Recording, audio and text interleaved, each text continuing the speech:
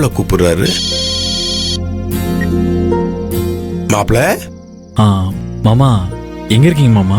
மாப்பிள்ள, இப்பதான் வேலையை முடிச்சிட்டு வீட்டுக்கு வரேன். வீட்டு வாசல்ல தான் நிக்கிறேன். அப்படியா மாமா? ஆமா மாப்பிள்ள. மாப்பிள்ள, நீங்க சொன்ன விஷயத்த நான் ஆதிரிட்ட பேசினேன். அதுவும் சரிப்பா, நீங்க சொல்றதுனால நீங்க சொன்ன விஷயத்த யோசிச்சு பாக்குறேன்னு சொன்னிச்சு. தனி கொடுத்துன வரத்துக்கு சம்மதம் சொல்லிடுச்சா மாப்பிள்ள?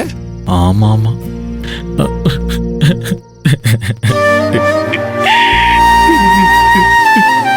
மாப்பிள்ள, என்னாச்சு மாப்பிள்ள?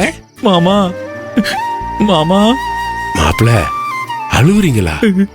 ஆமா மாமா. மாப்பிள்ள, என்னாச்சு மாப்பிள்ள? மாமா, இதுக்கு மேல என்ன நடக்கணும் மாமா? உங்க பொண்ணு உங்ககிட்ட சரிப்பா யோசிக்கிறேன்னு பதவிசா சொல்லிட்டு என்கிட்ட வந்து என் அப்பாவே சொன்னாலும் நான் கேட்க மாட்டேன்னு சொல்லிட்டா மாமா. ஆமா மாமா.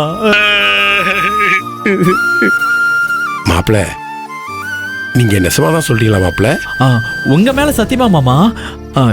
இல்ல இல்ல, சத்தியத்து மேல யாராவது சத்தியம் பண்ணுவாங்களா? அதனால நான் என் மேல சத்தியமா சொல்றேன் மாமா. மாப்பிள்ள, மாதிரி எது வரைக்கும் என் பேச்சை எதுக்காகவும் மீறினது இல்லை. அப்படிதான் மாமா நானும் நம்பிட்டு இருந்தேன். ஆனா ஆதர நீங்க சொல்லியும் கேட்கல மாமா. தனி கொடுத்து நான் போக ஒத்துக்கல மாமா. நீங்க உடனே கிளம்பி வாங்க மாமா. ஆதர கிட்ட ஸ்ட்ரிக்டா பேசி மிரட்டி அவளை எப்படியாவது சம்மதிக்க வச்சிருங்க மாமா.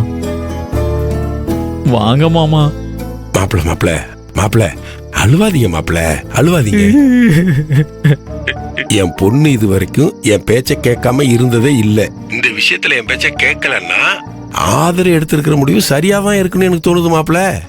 மாமா, நீங்களே என் நம்பிக்கை உடைக்கிற மாதிரி பேசிட்டீங்களே. மாப்பிள்ள, அழுவாதீங்க மாப்பிள்ள. எதுக்கு அழுவீங்க? அழுவாதீங்க மாப்பிள்ள. நான் அழுவாம என்ன பண்ணுவோம் மாமா? மாப்பிள்ள, அழுவாதீங்க, தைரியமா இருங்க, அழுவாதீங்க.